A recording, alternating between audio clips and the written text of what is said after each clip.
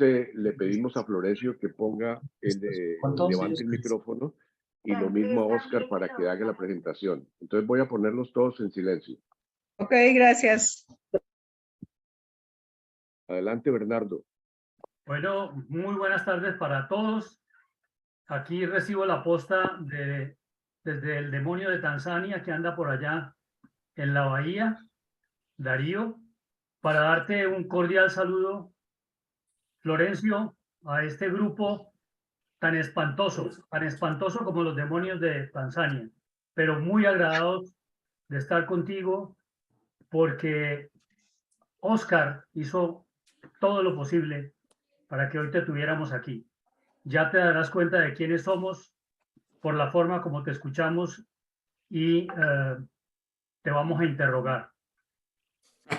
Quiero que Oscar en este momento tome la palabra y nos cuente quién es Florencio, cómo lo conociste, etcétera. Adelante, Oscar. Muchas gracias, Bernardo y Darío, que son los coordinadores de este tema. A Florencio ya le conté de qué se trataba nuestro grupo, o sea que no tenemos que presentar. En cambio, sí quisiera presentar a Florencio. Aquí en este grupo, en esta reunión, está mi hijo Andrés Borrero y Claudia Salgado, quienes viven en México. Claudia lo importó desde Colombia para México y allá lo agarró y como buena mexicana no lo deja regresar. Claudia es de Chilpancingo, la capital de Guerrero, y trabajó en una época con Florencio, que también es un político muy destacado de Chilpancingo. Y me lo presentó, no presencialmente, porque no he tenido la oportunidad de conocerlo, pero sí a través de reuniones aquí por online. Entonces, quiero presentar a Florencio, quien fue embajador de México en Colombia durante unos 7 años, pero además de ser un ilustre persona que nació en esa capital de Guerrero, que es Chilpancingo. Guerrero queda hacia el Pacífico y Acapulco es una de las ciudades importantes. Él es licenciado en Derecho de la Universidad Autónoma de San Luis de Potosí y máster en Escritura de la Universidad de Salamanca. Alcalde que fue de Chilpancingo, la capital de Guerrero. Diputado coordinador del Congreso de Guerrero. Fue diputado federal, es decir, congresista, es lo que aquí llamaríamos senador o representante. En 2 ocasiones, secretario general del gobierno del estado de Guerrero, es una especie de ministro, pero de un estado. Coordinador del Plan Puebla-Panamá, secretario, lo que aquí llamamos ministro, de la reforma agraria durante la época del presidente Vicente Fox. Después fue subsecretario de Población y Migración para Asuntos Religiosos durante el periodo del presidente Felipe Calderón. Embajador de México en Colombia de 2007 a 2013. Le gustó mucho nuestro país, habla bellezas de nuestro país, pero además estudió bastante nuestra historia. Tiene muchas publicaciones, no sería en este momento el caso leer varias de las publicaciones, y ha tenido grandísimos reconocimientos como doctor honoris causa, medalla al mérito político, José Francisco Ruiz de México, presea Ignacio Manuel Altamirano, y bueno, sería un poco largo de hablar sobre lo que es Florencio. Es un académico, ha estudiado mucho el tema de la historia, incluso al principio le sugerí que nos hablara sobre los olmecas, los aztecas, la arqueología mexicana, dado que ya habíamos hecho aquí presentaciones del Perú, de China y otros países, pero él prefirió, hablando con Darío Gamboa, de hablar sobre la integración latinoamericana y el tema que tiene que ver con la política económica ahora que está tan en boga un mundo globalizado. Muchas gracias, Andrés y Claudia. No sé si quieran dar un saludito a Florencio a través de online y a ti, Claudia, que nos hiciste la presentación. Te suelto la palabra un momento, Andrés y Claudia. Muchas gracias, Oscar, y de nuevo te debemos las mañanitas por ese cumpleaños, pero a la versión mexicana. Muchas gracias a esta audiencia y sobre todo a Florencio que aceptó, esta humilde invitación que le hace una ex colaboradora a través de mi conducto por petición de mi querido suegro. y que nos dio mucho gusto porque es una persona con la que yo felizmente trabajé en distintas etapas de mi vida, que coincidí con él desde que él era presidente municipal como estudiante, y es una persona que inspira. A mí me inspiró muchísimo, lo considero mentor, porque vio en esos ojos de estudiantes de prepa el interés que muchos teníamos de hacer cosas distintas en nuestro estado, en nuestro bachillerato. Y desde esa época nos apoyó y nos impulsó a siempre buscar lo que queremos. Entonces yo le admiro esa pasión por la vida, no solo en su espíritu de escritor y de poeta, que siempre me insistía, escribe porque la poesía ordena la mente y ordena las ideas. Le admiro porque nos impulsó por mucho tiempo a ser también autodidactas. Él, cuando yo lo conocí, siempre tenía una biblioteca enorme alrededor de su oficina y siempre nos invitaba a tomar algún libro para poder estar siempre actualizados. Es un devorador de libros y es una persona fascinante para conversar. Andrés no me podrá dejar mentir en eso, o sea, desde que nos hemos reunido en varias ocasiones con él, no podemos parar la plática, se habla de todo. Se habla de política, se habla de historia, se habla de temas de actualidad, de temas de sociedad y bueno, ha dado mucho por mi país, entonces para mí es un honor que haya aceptado esta invitación y pues bueno, aquí está. Él me decía, vámonos a Colombia, y yo le decía, híjole, ya no me puedo ir. Aquí Colombia llegó a México conmigo, entonces no la puedo dejar. Pero bueno, aquí seguimos conectados. Muchas gracias. Se la iban a llevar y ella decidió dejarme a mí acá, a Colombia en su época. Ya todo lo ha dicho, me da muchísimo gusto ver tantas caras conocidas. Y bueno, pues Florencio, nuevamente un gusto que nos acompañes el día de hoy. Muchas gracias por tu tiempo. Te escuchamos, Florencio. Muchas gracias. Saludo a todos y desearles desde luego en esta grata tarde que el tiempo transcurra de manera útil para todos. Muchas gracias, Darío Gamboa. Muchas gracias, Oscar. Y un abrazo por tu cumpleaños. A Claudia y Andrés, igualmente mi saludo muy cariñoso de siempre. El tema de América Latina es un tema fascinante. En las últimas fechas se ha generado un debate incluso sobre el nombre de la subregión, si debiera ser América Latina o Hispanoamérica. El nombre de América Latina procede de un politólogo francés del siglo XIX que se fundamenta en el lenguaje que tenemos como un lenguaje latino, fundado en las lenguas romances, pero hay quienes señalan que es un nombre ficticio porque en realidad nosotros pues tenemos un cordón umbilical perfectamente establecido y reconocido que es con España, y debiéramos, por lo tanto, reconocernos como América Hispana o Hispanoamérica. El tema puede parecer, desde luego, ocioso, porque es muy difícil que a estas alturas podamos cambiar de denominación, y lo cierto es que nos reconocemos más como América Latina que como América Hispana. Incluso para quienes reclaman hoy el derecho de los llamados pueblos fundadores o los pueblos legítimos en razón de los valores de los pueblos indígenas que fueron conquistados por los españoles, pues el tema de Hispanoamérica les parece incluso repugnante. El problema que tenemos, por lo menos en México, es que no queremos reconocer que nosotros somos fundamentalmente mestizos, la gran mayoría de los habitantes de este país, y que no podemos negar ni nuestro origen azteca ni nuestro origen español, porque eso sería negar esencialmente lo que somos.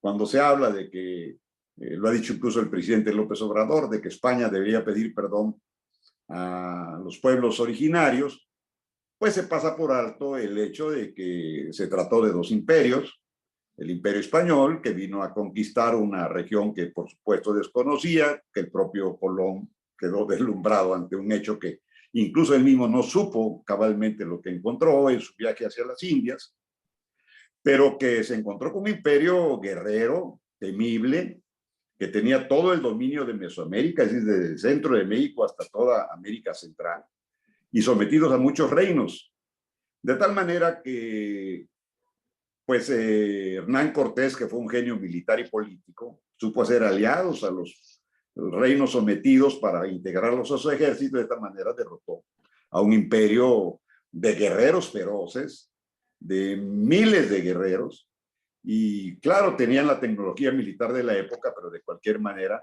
lo que ocurrió es la sublevación de los pueblos sometidos por los aztecas. Y esto es lo que muchas veces quienes reclaman el derecho de los pueblos fundadores olvidan, de los pueblos legítimos pasan por alto, que somos naciones mestizas, que no se entendería ni nuestra cultura, ni nuestros genes históricos sin la presencia, por un lado, de los españoles, por otro lado, de los pueblos indígenas, en el caso de México, fundamentalmente los aztecas. Y esta naturaleza es la que hoy nos lleva a que se quiera desprender la idea de ser Hispanoamérica. Es decir, porque cuando hablamos de Hispanoamérica, hablamos de a la América española. Y cuando hablamos de Latinoamérica, pues entonces hablamos de los orígenes griegos y latinos que los romanos llevaron a toda Europa y que consecuentemente trasladaron esta cultura clásica a los pueblos como los nuestros.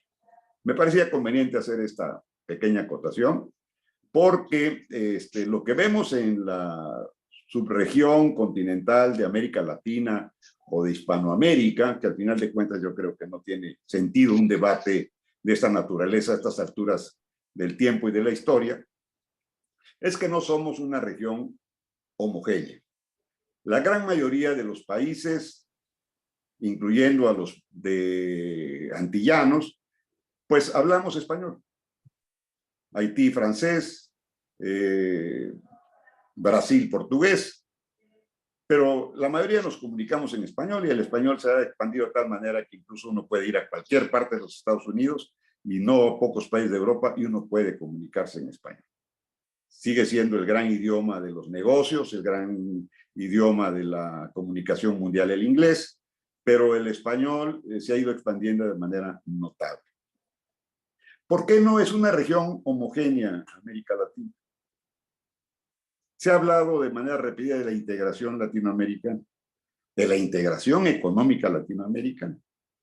Una integración como puede ser la de la Unión Europea, que después de 50 años, primero se formó la comunidad, después de 50 años se da paso a la Unión, que se eliminan las barreras arancelarias, se establecen las políticas de producción y comercialización, de tal manera que hay también recursos compensatorios para que un país no produzca más un producto que otro y evite que caiga el precio de esto en el mercado. Y es una manera como opera la Unión Europea, ciertamente liderada por la economía más importante de Europa y muy competitiva a nivel global, que es la de Alemania. Nosotros realmente hemos ensayado diferentes mecanismos. La LAC, ahora la Comunidad Económica de América Latina, la CELAC, la región sudamericana liderada en un momento por Brasil, el programa mesoamericano con México y Centroamérica, y todos han fracasado. Y han fracasado fundamentalmente porque somos un grupo de naciones desunidas.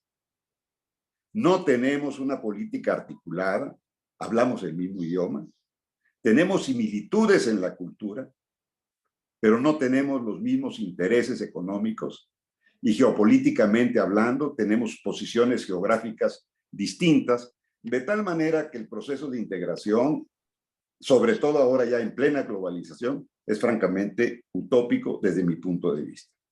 ¿Por qué creo que es utópico?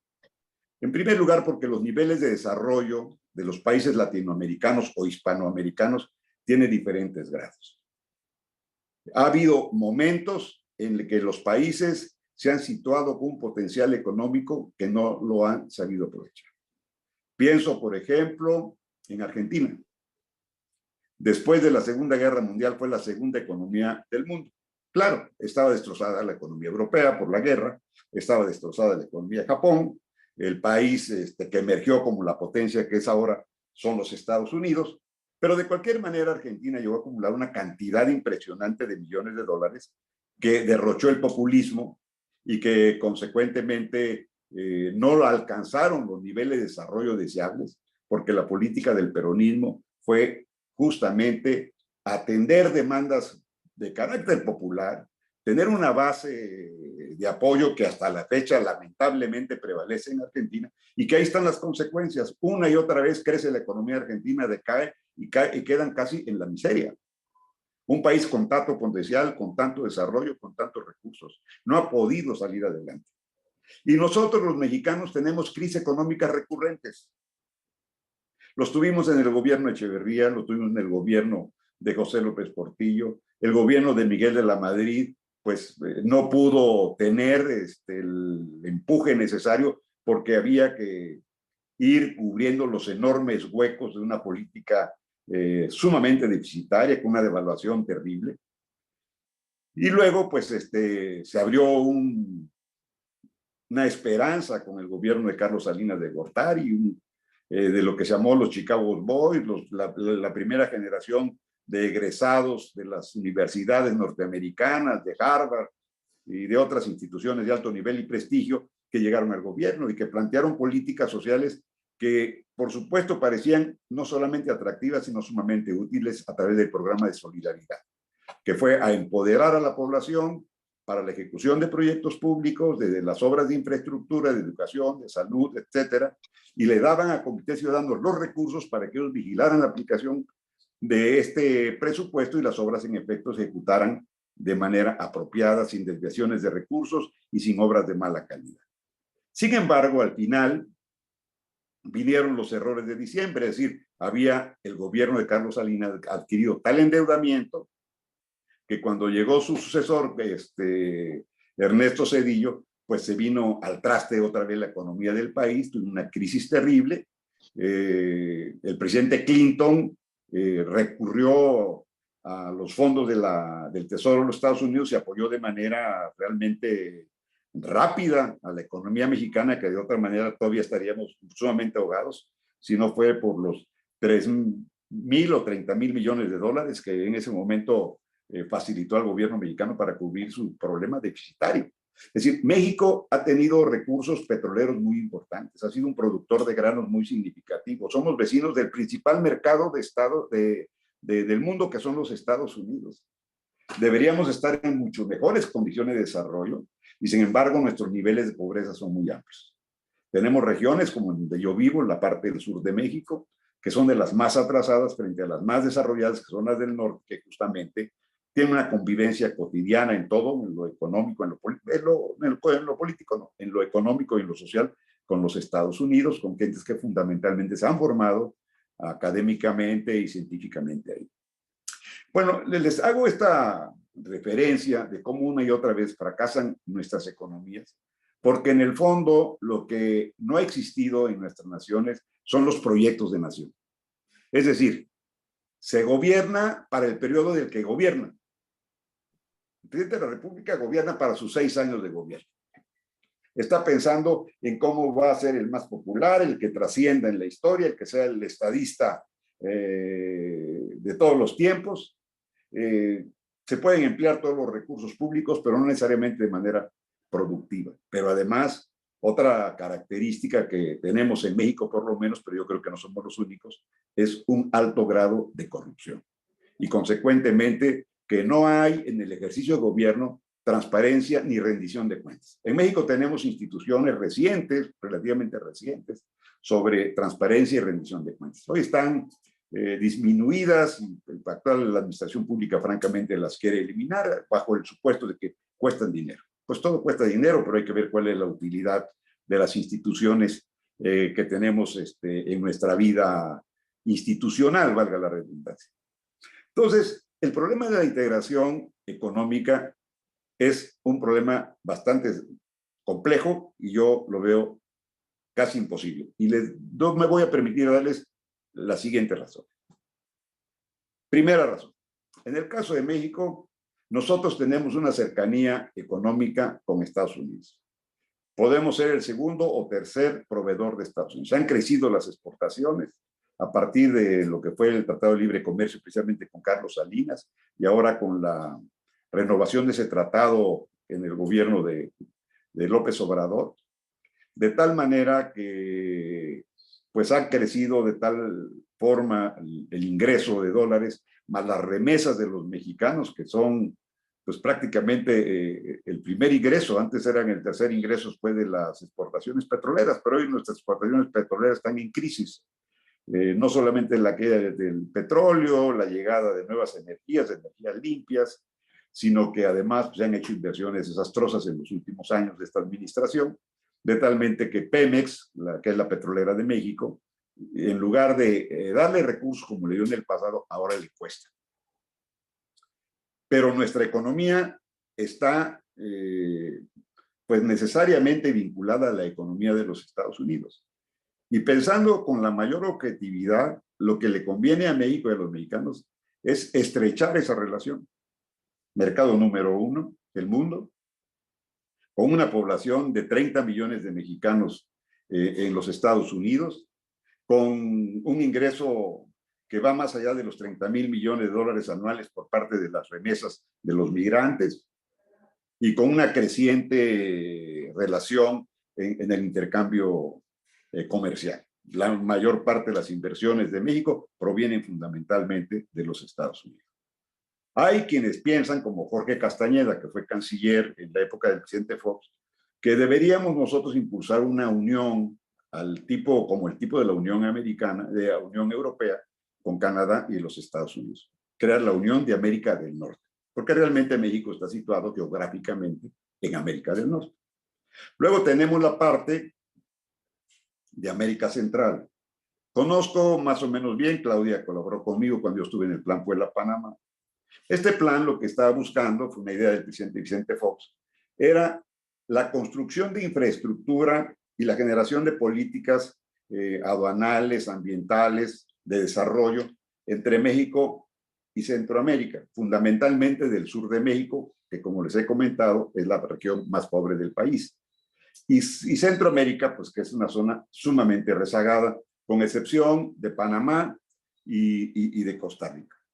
Guatemala tiene una buena economía, pero tiene muchísimos problemas de violación a derechos humanos, ha sido objeto de actos militaristas, golpes de Estado. Y bueno, vemos lo que está pasando en Nicaragua. Honduras es una economía muy modesta, El Salvador recuperándose de los problemas de los maras salvatrucha, pero al final de cuentas son economías sumamente modestas, con instituciones insuficientes para darle solidez al desarrollo. Y han vivido estos países de buena manera de la cooperación internacional. De tal manera que no han superado sus problemas de violencia, no han superado ser naciones verdaderamente democráticas, han sido dominadas a lo largo de mucho tiempo por dictaduras terribles, el caso de Somoza, ahora reinventado por Daniel Ortega, de tal manera que es una zona que tiene dificultad de integración. Yo pensé que era una región homogénea cuando empecé a visitar Centroamérica, como responsable del Plan Puebla-Panamá, que nos pusimos de acuerdo para suscribir el programa. Alguna vez tuve oportunidad de platicar con el expresidente Ricardo Lagos de Chile sobre Centroamérica. Yo le hablaba de las complicaciones de entendimiento que tienen entre ellos.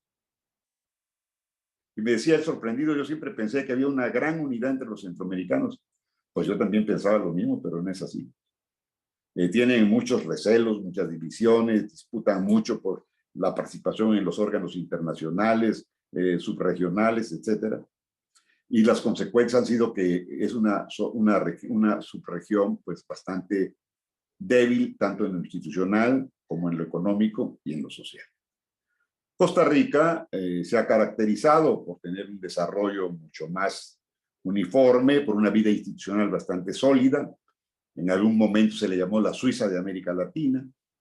Yo tuve oportunidad de conocer a todos los presidentes de Centroamérica cuando estuve en el plan de Puebla-Panamá, porque como yo formaba parte del gabinete ampliado del presidente Fox como coordinador general de este plan, entonces protocolariamente me daban el trato de ministro, y como ministro el protocolo permitía que yo fuera recibido por los presidentes e incluso reunirme con ministros de cada gobierno para poder hablar del plan.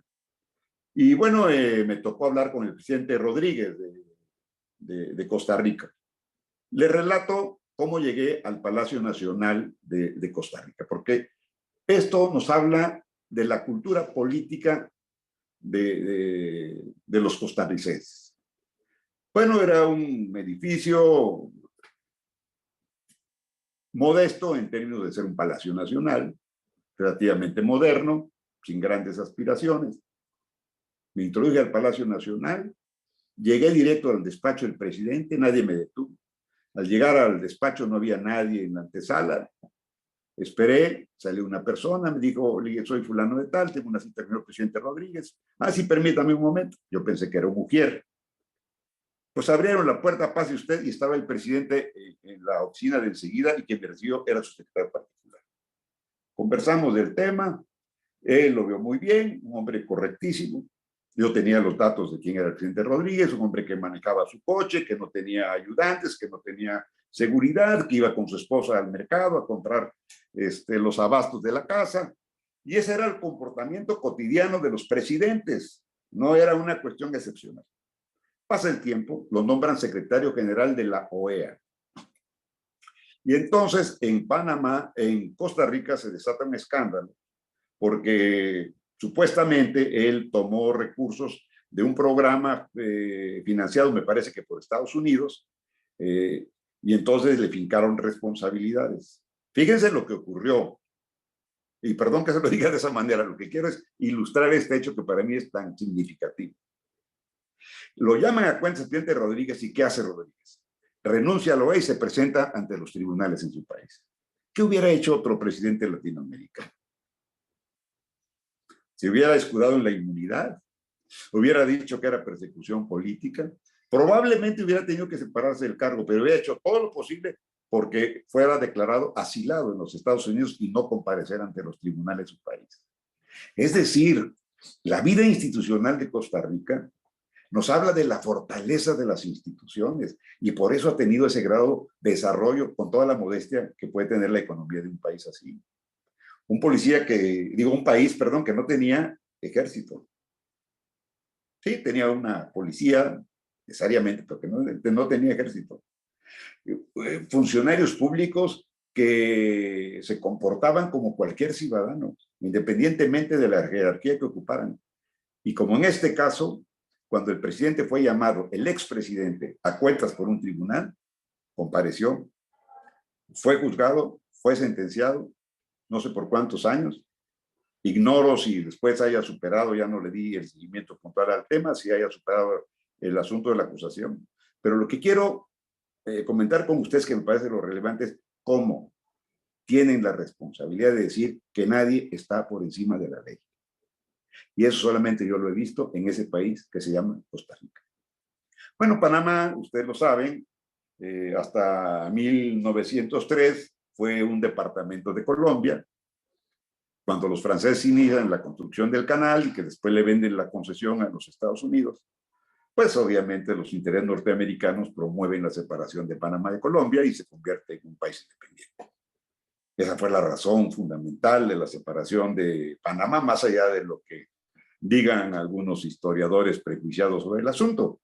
Pero es evidente que Estados Unidos quería tener el control total del canal, como lo tuvo hasta la administración de Jimmy Carter, y consecuentemente lo que le convenía es tener gobiernos a modo y que ya no siguiera perteneciendo a Colombia. Entonces Colombia fue cercenada en su territorio y se incorporó como una nación independiente hasta que finalmente se le entregó el canal a Panamá. Eso tiene un excelente desarrollo económico Panamá. Construyeron hace algunos años, por cierto, por una compañía mexicana, una autopista sobre el mar que conecta rápidamente el aeropuerto hacia la ciudad. Antes era un tránsito bastante complicado. Y uno cuando viene el avión, ve a distancia Panamá, parece que estamos acercando a Manhattan. La cantidad de torres, edificios, una ciudad moderna, con un comercio muy fluido, pero que también tiene una población muy pobre, que no hemos logrado, los latinoamericanos, es un problema muy serio, no hemos logrado generar condiciones de igualdad, de oportunidades para que se acceda a una mejor educación, a un mejor sistema de salud, a empleos remunerados y que realmente la población económicamente activa esté en empleos que ayuden al país a tener un desarrollo integral. Eso es un déficit que tenemos más o menos todos los países latinoamericanos. La pobreza en Brasil, la pobreza en Argentina, la pobreza en México, ya no digo la pobreza en Perú, la pobreza en Bolivia. Son temas verdaderamente lacerantes. Entonces, bueno, retomando el tema, nuestros intereses económicos están puestos en América del Norte. Ese es un hecho. No es que queramos, es que ahí estamos situados. Somos los vecinos de la primer potencia del mundo, del mercado más importante del mundo, más importante que los chinos, más importante, obviamente, que los rusos. Hay las disputas del mercado de los chinos que quieren entrar a los mercados latinos, algunos países le dan acceso, pero los temas fundamentales los Estados Unidos no lo permiten y los gobiernos se alinean con el interés de los Estados Unidos. Que en el caso de México, pues es lo mejor porque no hay manera de que otro país nos pueda dar las relaciones económicas que tenemos con nuestros vecinos del norte y sobre todo que tenemos una población mexicana sumamente numerosa. Ya les comenté a ustedes la situación de Centroamérica de manera general. La parte andina. Bueno, pues el sueño de Bolívar, obviamente la Gran Colombia, que lamentablemente pues se deshizo, empezando porque los propios venezolanos estuvieron en contra de Bolívar y no quisieron la integración. Hubo otros factores, desde luego, y este sueño se volvió también una utopía. Es decir, vemos, yo creo que en la región andina, pues, fundamentalmente Colombia, Ecuador, Perú, Bolivia, pues con mucho el país mejor desarrollado ha sido Venezuela, pero les ha pasado lo mismo que a nosotros y lo mismo que le ha ocurrido a los argentinos. Han tirado por la borda la enorme riqueza que han tenido y la han tirado precisamente por gobiernos populistas, autoritarios y francamente dictatoriales como el de Chávez y ahora Maduro. Alguna vez concurrí a una conferencia en Bogotá sobre el tema de PDVSA, que es la petrolera de Venezuela. Y dijeron los diferentes conferenciantes, todos expertos, que estamos hablando del 2012 o 2011 posiblemente, que para que PDVSA se recuperara como el segundo exportador petrolero después de los árabes, requería 10 años de inversión continuos y cada año necesitaba una inversión de $10,000 millones para recuperar la producción del año anterior, pongámosle 2010. No necesariamente el año es el preciso, pero más o menos. Y yo les pregunté cómo era posible que PDVSA hubiese caído en una crisis de esa magnitud. Bueno, lo que me comentaron ahí los expertos, los embajadores tenemos la ventaja de que podemos preguntar imprudencias y siempre son corteses en contestarnos. Se mire ustedes que cuando llegó ahora el presidente Chávez, nombró a militares al frente de PDVSA. Los técnicos de PDVSA dijeron que estaban sobradamente pagados, que eran una carga para la economía colombiana y de la propia empresa, y los despidieron. Bueno, esos técnicos inmediatamente fueron contratados por petroleras árabes, holandesas, canadienses, de los Estados Unidos. Al día siguiente ya estaban ocupados. Pero PDVSA se quedó sin técnicos. Se quedó con generales, coroneles, mayores, capitanes, sargentos. ¿Qué saben los militares de manejar una empresa petrolera? Y además, pues empezaron a sacarle todos los recursos posibles. Y la estrategia populista, pues se repite. Es decir, una manera de tener al ejército del lado de un gobierno que rompe con la vida democrática, pues es darle los recursos, ponerle a su mano empresas generosas como esta, y el resultado es que teniendo las mayores reservas del mundo en Venezuela, está quebrado. Yo visité Venezuela cuando fui embajador de Colombia en el 2007, en las primeras semanas, porque mi antecesor era embajador en Venezuela y el embajador Chacón, y quise ir a platicar con él. Yo siempre he tenido esta práctica y se las comparto por si les puede servir. Cuando uno llega a un cargo, uno debe hablar siempre con sus antecesores y hacerles por lo menos 3 preguntas. ¿Qué quiso usted hacer en el cargo? ¿Qué logró? ¿Y qué no logró? Y en ambos casos, ¿por qué? 3 preguntas. Cuando fui secretario de la Reforma Agraria, me reuní con los secretarios. por separado con cada uno, a desayunar, a comer, a tomar un café, me visitaron algunos en la oficina, pero siempre les hice esas preguntas. Y son muy útiles porque entonces los exsecretarios suelen decirte, mire, yo me propuse esto y esto y esto. Esto no lo logré por tales razones y esto lo logré con estos apoyos o circunstancias. Entonces yo lo que hice fue ir a ver al embajador y le dije lo mismo. ¿Cuál fue tu desempeño en la embajada? ¿Dónde encontraste tus condiciones propicias para el cumplimiento de la misión? ¿Qué obstáculos? ¿A quiénes me recomiendas que deba yo contactar de manera inmediata? ¿En dónde puede haber fuentes de conflicto? Bueno, con ese motivo me fui a ver al embajador Chacón. Llegué a un hotel pues, de 5 estrellas. Me levanté, me fui al comedor, yo esperaba un desayuno normal, nada del otro mundo, normal. Había una mesita de 5 metros de largo, 2 platitos con unas rebanadas de melón, unas tiritas de jamón, pan por aquí, mayonesa por allá, mermelada, unos bananos. Y yo dije, oiga, ¿y cuál es el almuerzo? Pues ese. Y yo, ¿cómo? Sí, sí, mire, y hay tocino, esto, el otro, y le podemos servir huevos como usted los solicite, pero yo, ¿es todo el menú? Es todo el menú. Luego me enteré que ya los embajadores se habían organizado y estaban comprando los productos básicos para ellos en Miami, y llegaba un contenedor con lo que cada embajador necesitaba para su casa, papel higiénico, esto y aquello. Fuimos a cenar ese día en Caracas y pues fuimos a algunos restaurantes, estuvieron bien, pagamos lo que teníamos que pagar, pero me dijeron, mire, de esa cuadra para allá no vaya usted a trasladarse. ¿Por qué? Dice, porque es una zona muy peligrosa. Si estamos aquí en la zona de restaurantes, se está hablando de 200 metros de distancia, pues 200 metros de distancia. A partir de ese lugar, los vecinos deben de llegar a las 7 de la noche. El que llegue más tarde debe avisar previamente.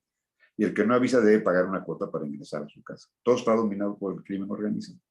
Y la inseguridad en Colombia, dice, es sumamente grave. 2008. Chávez era el presidente. Entonces, una economía caída de quien pudo haber sido el motor de la zona andina, pues la economía más importante, incluyendo Colombia, pues ya Colombia, que yo me he declarado una y otra vez que soy un colombo mexicano, pues yo a Colombia la tengo de manera entrañable en mi corazón. Tengo excelentes amigos, una notable experiencia, me otorgaron un doctorado honoris causa de la Universidad del Meta, universidad modesta, pero una universidad reconocida.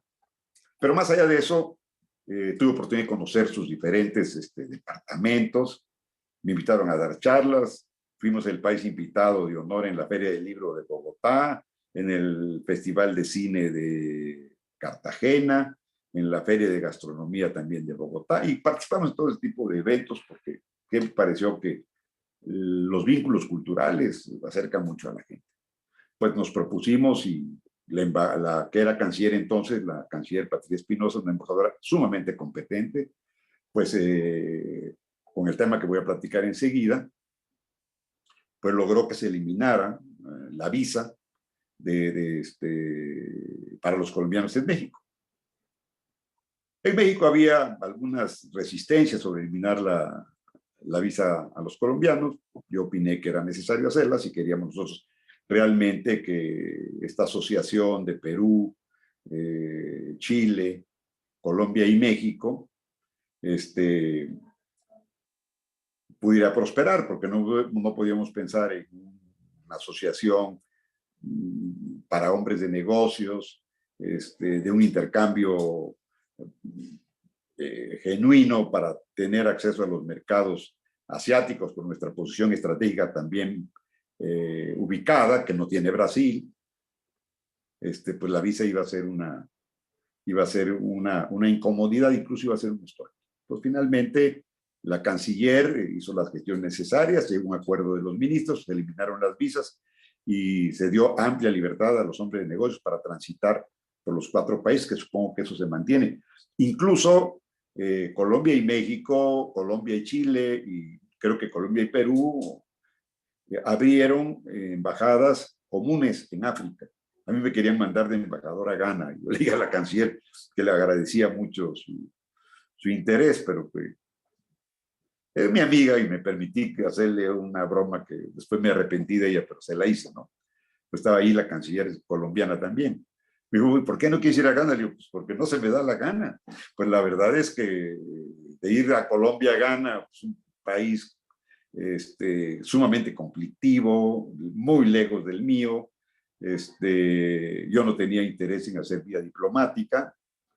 Era de lo que llaman en el Servicio Exterior Mexicano embajadores políticos, que nos ven con recelo todos los embajadores de carrera, que la verdad es que nos complementamos, pero es un litigio entre nosotros y en muchos países que será motivo de otra plática si ustedes lo desean después.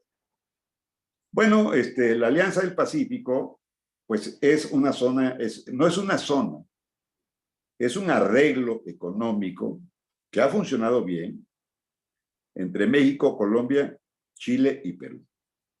¿Y por qué tenemos esa alianza? Porque hubo la visión de concurrir con nuestros productos al enorme mercado asiático.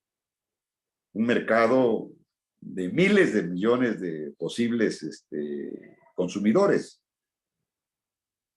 Nada más piensen ustedes en lo que es la población de la India y de China. Y eso agréguenle todos los demás países asiáticos, Corea, Singapur, etc.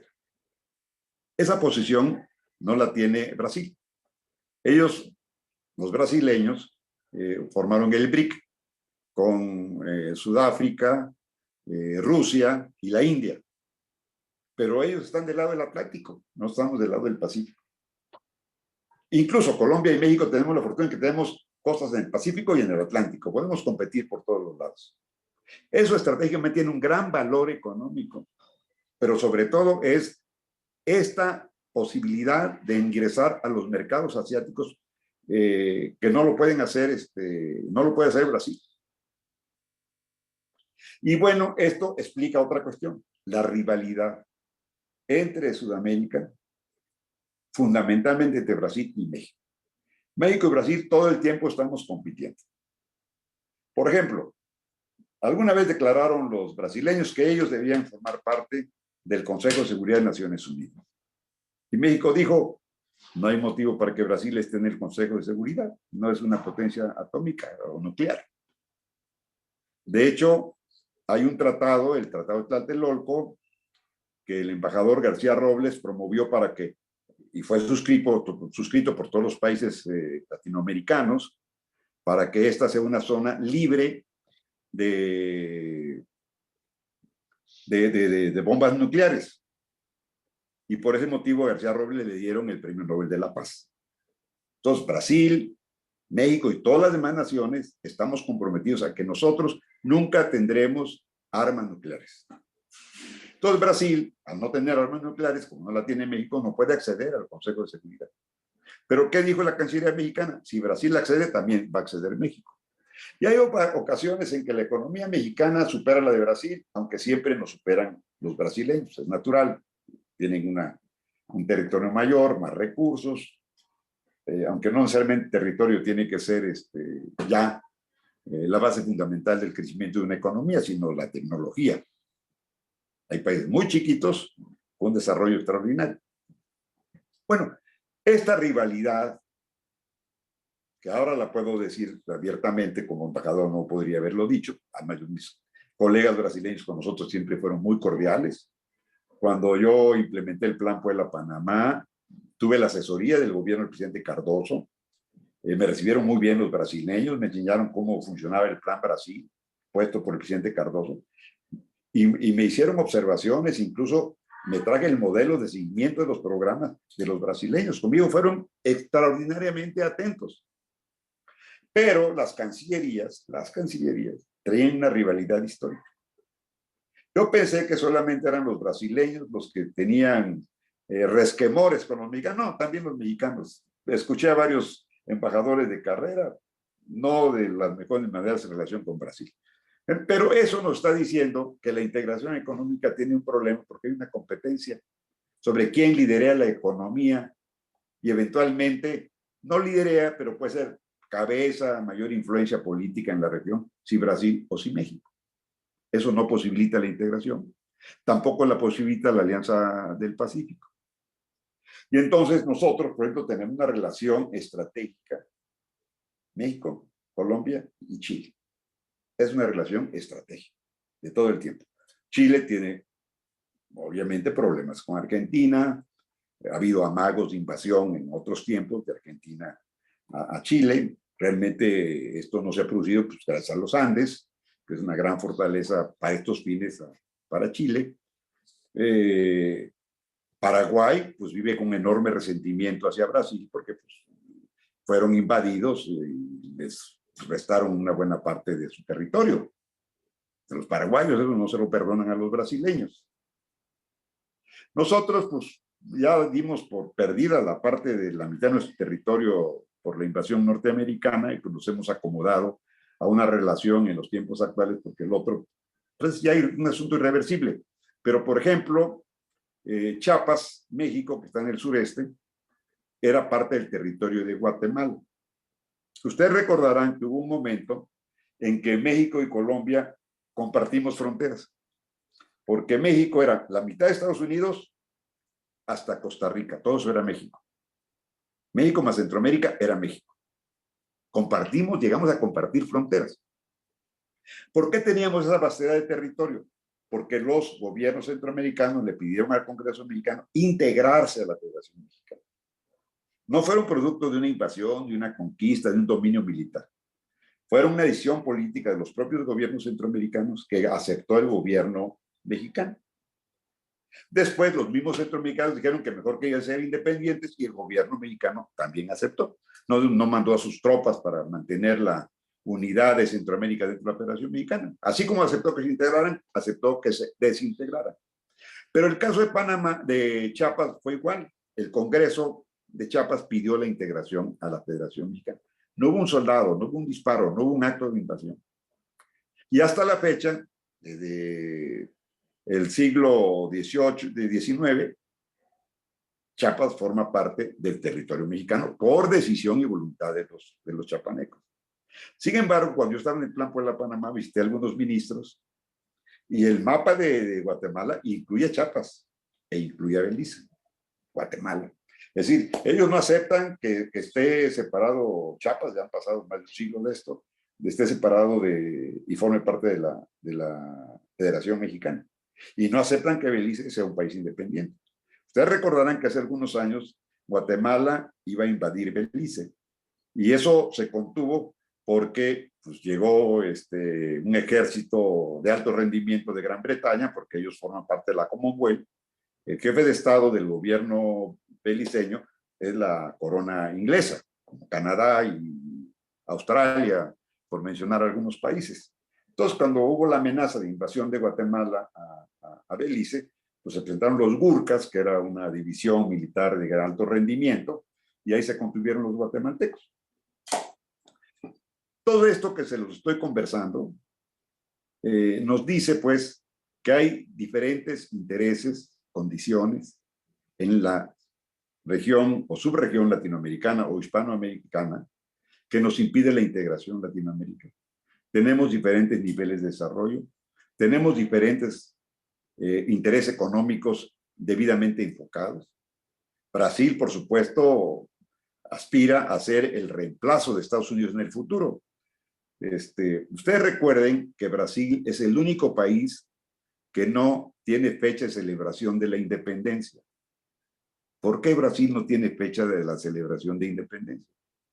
Porque Brasil, a diferencia del mediocre monarca español Fernando VII, cuando viene la invasión napoleónica, que aquí le ofrecían que si viniera a la Nueva España, incluso un rico minero, José de la Borda, le dijo que le pondría rieles de plata desde Veracruz para que su noble carruaje no se ensuciara con el polvo y así llegar hasta la Ciudad de México. Fernando VII, por supuesto, no aceptó la propuesta y se quedó en Madrid.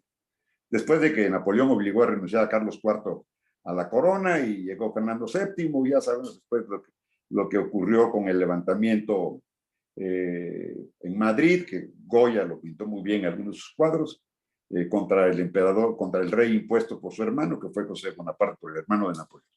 Pero bueno, en el caso de Brasil, el rey de España sí se va a Brasil. se va a Brasil.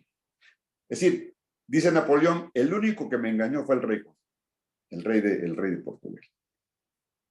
Porque se había comprometido a hacer el cerco a Inglaterra, que era la gran estrategia de Napoleón para tener el predominio total en Europa. Por un lado, cercar, ahogar económicamente a Inglaterra y todos los países aliados que él conquistó y dominaba, establecieron ese cerco a Gran Bretaña. Y Portugal dijo que lo iba a hacer, pero no lo hizo. Y cuando el rey Juan consideró que podía ser invadido por Napoleón, se vino a Brasil. Y el rey Juan permanece muchos años en Brasil. Y luego deja ahí a su hijo Pedro, que es el emperador Pedro I, que está sepultado en Brasil. Y entonces regresa el rey Juan, muere, regresa después Pedro a sofocar una rebelión de quienes querían instalar una república y eliminar la corte. Tiene conflictos incluso familiares, que ese caso de los monarcas son cosas tremendas. Miren, déjenme hacer un brevísimo paréntesis. ¿Qué dato tan interesante? El rey Juan estaba casada con la hermana de Fernando VII. Y Fernando VII estaba casada con el hijo del rey, la hija del rey Juan. Por eso están medio loquitos los monarcas. Porque esto lo han repetido a lo largo de la historia, los casamientos entre primos, hermanos, sobrinos, etc. Y Pedro, para calmar a su hermano de que se levantó en armas, lo derrotó y no lo quiso fusilar. Lo casa con su hija, repite la misma historia de su padre, ¿no? El rey Juan es cuñado de Fernando VII, pero también es su suegro. Entonces, Pedro es hermano, no me acuerdo cómo se llamaba el rebelde, pero también es su suegro. Entonces regresa Pedro a Brasil y bueno, el rey Juan le dice que por ningún motivo permita que se desmembre el territorio brasileño. Y el rey y el emperador Pedro se dedica a recorrer Brasil, todo Brasil, imagínense en aquella época, ese extenso territorio a caballo, en carruaje, como sea, sin los caminos que conocemos, con rutas verdaderamente complejas por su topografía, pues Pedro se dedicó a recorrer Brasil, le dio unidad al país. Y por eso los brasileños nunca tuvieron ningún acto de independencia, nunca se rebelaron contra nadie. Se acabó la corona, se instauró la república, fue un deslizamiento de manera natural en la que no hubo rebelión alguna. Y entonces los brasileños, lo digo con todo respeto y consideración, pues se sienten llamados justamente por esos antecedentes imperiales, más las políticas de su cancillería, que es sumamente poderosa en Brasil, es de las cancillerías más poderosas del mundo, pues a tener papel protagónico a nivel global, pero lamentablemente la economía y el desarrollo tecnológico en Brasil no le da. Resumo mi conversación. ¿Por qué es complicada la integración económica? Me he ahorrado los datos de las importaciones y exportaciones porque creo que los iba yo a fatigar con esa información. México, su interés está puesto en América del Norte. Y hacia Asia, en su asociación de la Alianza del Pacífico con Colombia, Perú y Chile. Brasil está puesto su interés con Rusia, la India y Sudáfrica hacia Asia, pero con la complicación de que tienen que darle la vuelta al mundo, a diferencia de nosotros que tenemos la puerta abierta, la enorme ventana del Pacífico. Sudamérica vive, lo digo con todo respeto, yo quiero mucho a mis amigos centroamericanos, de la cooperación internacional. Gobiernos inestables, institucionalmente débiles, que no han podido integrarse con la salvedad de Centroamérica, que ahora de Costa Rica, que ahora por cierto tiene una inversión muy importante de los colombianos, tiene varios años que ha crecido la inversión colombiana en Costa Rica. Y desde luego Panamá, pues que tiene una notable influencia de los Estados Unidos, aunque ya tienen ellos el control del Panamá y todo, pero la influencia norteamericana en Panamá es muy importante. La región andina, como región, pues tiene todas estas situaciones dispares.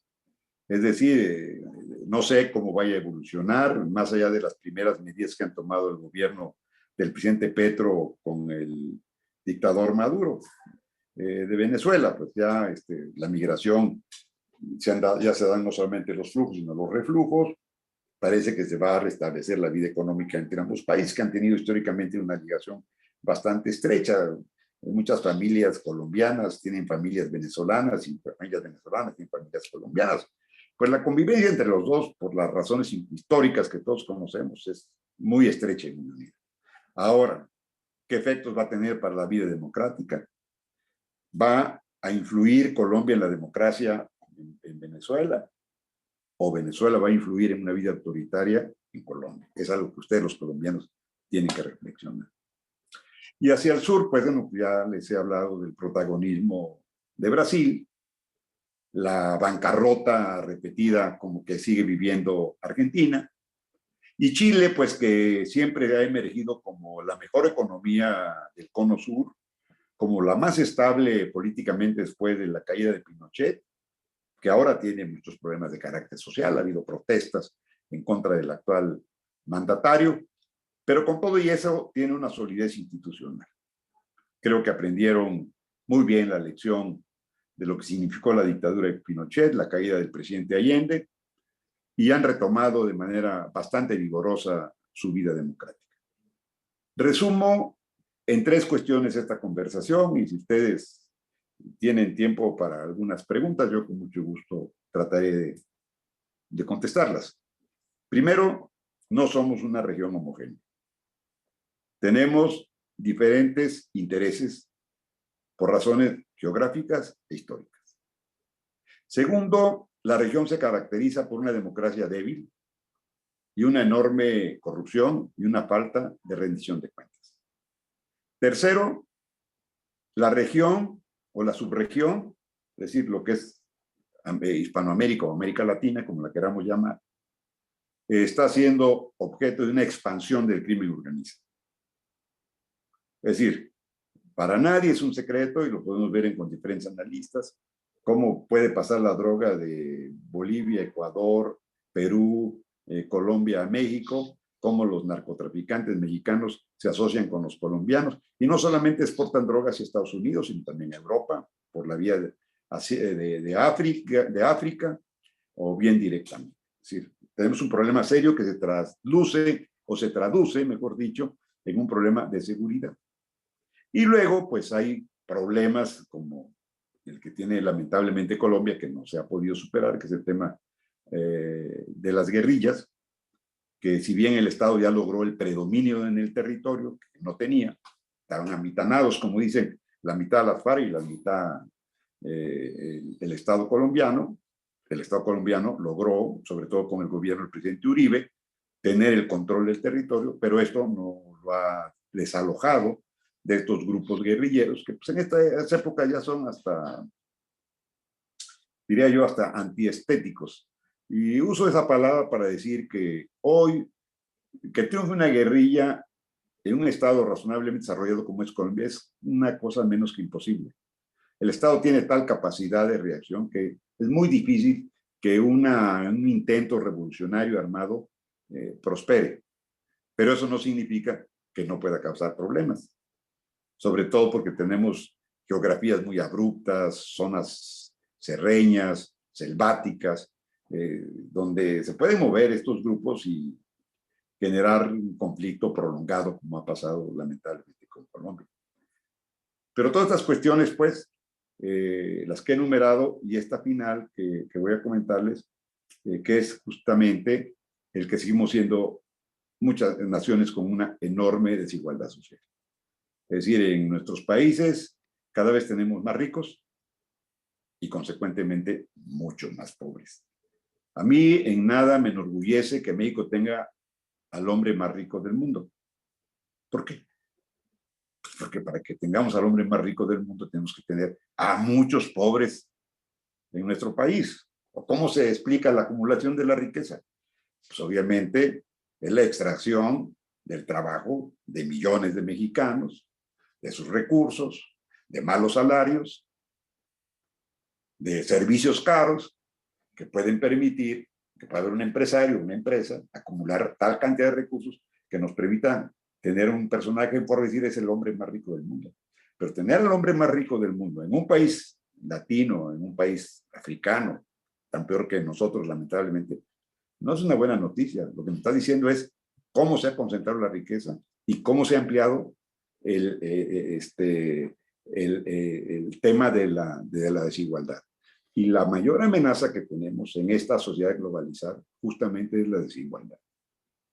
Porque el mundo está avanzando hacia una tecnología cada vez más desarrollada y nosotros estamos quedando en los servicios, que no es malo. No vamos a competir los hispanoamericanos, los latinoamericanos, no vamos a competir nunca con Estados Unidos, ni con Europa, ni con Alemania, ni con China en términos de tecnología. Estamos muy atrasados. La tecnología que nosotros recibimos como tecnología de punta es la que ya desecharon las grandes naciones que se dedican al desarrollo científico de manera acelerada. El futuro de nuestra economía, nuestro presente de nuestra economía está en los servicios. Ahí somos campeones. Nunca van a dejar de haber restaurantes, ni hoteles, ni van a dejar de consumirse productos alimentarios. Entonces, es en la producción de alimentos, es en la producción, en la prestación de servicios, donde tenemos nuestra principal fortaleza económica. Y es lo que tenemos que desarrollar. Porque pensar en que nosotros inventemos computadoras de alto potencial informático o robots, pues sí, los podemos desarrollar. Incluso aquí en México puede uno ir a algunas tiendas que te venden pequeños robots y los armas y los haces que vayan y vengan. Pero ya son entretenimientos, pero no son fundamentos para un desarrollo económico. No tenemos manera de hacerlo. Nuestras economías son de armadoras, de empresas, de componentes de alta tecnología, pero no nos sueltan la tecnología, nos enseñan a armar un reactor, un jet, nos venden los motores para armar las tractomulas y lo hacemos mejor que los propios norteamericanos. Pero no tenemos la tecnología para aplicar el motor, no nos las dan. Entonces, como no tenemos acceso a la tecnología y lamentablemente hay una enorme corrupción en nuestros países, pues nuestra economía tiene que fortalecerse en lo que sí somos aptos y somos muy buenos, que es en la prestación de los servicios, que es en la agricultura, en la floricultura, que es en la exportación de granos y desde luego en la mano de obra de alto nivel. En eso México es, por ejemplo, potencia en autopartes y tiene una mano de obra altamente calificada que es empleada por las grandes empresas inversionistas en nuestro país. No hay condiciones para la integración económica, no tenemos el mismo lenguaje político, aunque hablemos español la gran mayoría de los países. Es muy desigual nuestro subdesarrollo, pero yo creo que tenemos que reconocer nuestra realidad, saber dónde están nuestras fortalezas, aprovecharlas y avanzar en el combate a la desigualdad, en el combate a la inseguridad, en el combate a la delincuencia. Fortalecer nuestra vida democrática y tener sistemas de educación y de salud de una alta calidad, que es finalmente lo que genera el desarrollo.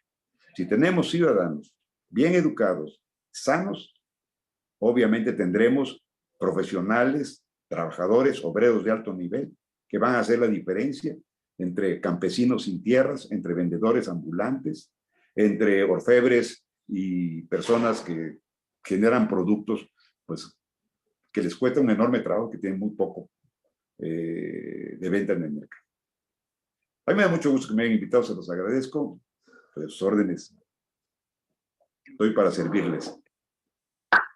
Muchísimas gracias. Aquí sí vale la pena decir con toda honestidad, doctor. Gracias. Qué maravilla, Florencio. Muchísimas gracias. Darío, desde Australia, ¿quieres coordinar la conversación? Mira, yo creo que lo puedes hacer mejor tú, pero quisiera decir 2 palabras de agradecimiento para Florencio. Definitivamente nos ha dado un paseo por toda la tremenda realidad de nuestra desintegración y de las herencias. Me atrevería tener el privilegio de hacer una primera pregunta, un comentario a Florencio, y después te dejaría, Bernardo, para que coordines quién da la palabra y quién no, porque me queda un poco difícil.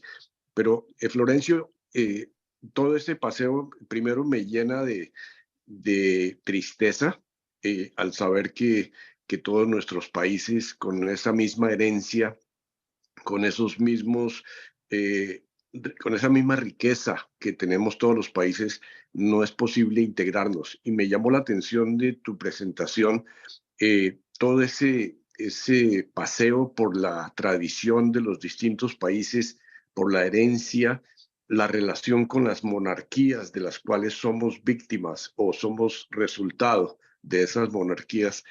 Pero me preguntaba si cuando al final de tu presentación hablaste de las tremendas desigualdades que nos invaden a todos, porque en eso sí somos comunes, somos resultados de unas desigualdades, de unos sistemas que nosotros nos enorgullecemos de llamar democráticos, pero que lo único que han producido, incluyendo a los Estados Unidos, es en unas tremendas desigualdades.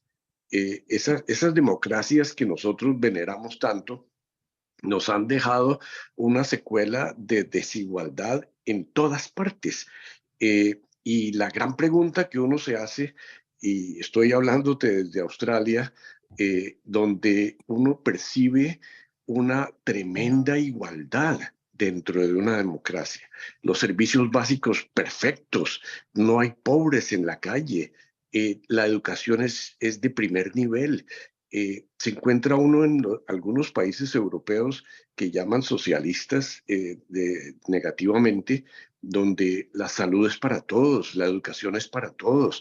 Es posible eso. Y por otro lado, se encuentra uno en regímenes que despreciativamente llamamos de totalitarios, pero que han demostrado un progreso enorme. Hablábamos hace poco nuestro grupo de China y el influjo de China y cómo China ha conseguido acabar con cantidades de pobreza a miles de millones de personas. La gran pregunta que uno se hace es, ¿será que es el sistema el que nos hace tan absolutamente desiguales? ¿Será que es que la exagerada riqueza de nuestros multimillonarios no controladas por la democracia, y sabemos que los millonarios son los que pagan menos impuestos, ¿será que es el sistema mismo del mundo occidental democrático el que nos está manteniendo en esta desintegración? Disculpe la pregunta tan larga, pero esas fueron mis reflexiones. Adelante, Florencio.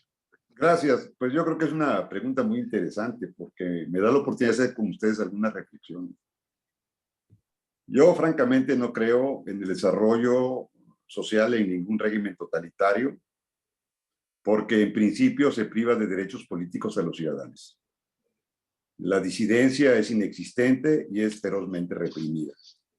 De China sabemos lo que los chinos quieren que sepamos. Sus grandes y modernas ciudades, aglomeradas de millones de habitantes, pero hacia el interior de la China continental, donde hay una pobreza extrema, no la vemos, no la conocemos. China creció económicamente en virtud de una política de apropiación de patentes del mundo. Por ejemplo, compraban refrigeradores, compraban televisores, el aparato que quisieran. Luego lo copiaban y hacían el modelo chino. Se robaban las patentes. Nunca le pagaron a las empresas, a los inventores, los derechos que les correspondían. Segundo, es el mercado de la falsificación más importante que hay en el mundo. Sin ningún rubor, me platicaba el exsecretario de Economía, que fue mi compañero de gabinete, el presidente Fox de Canales Clarion, que fue una visita a China y que en Beijing se le escapó a los guardias y se fue, no recuerdo a qué avenida, me dijo.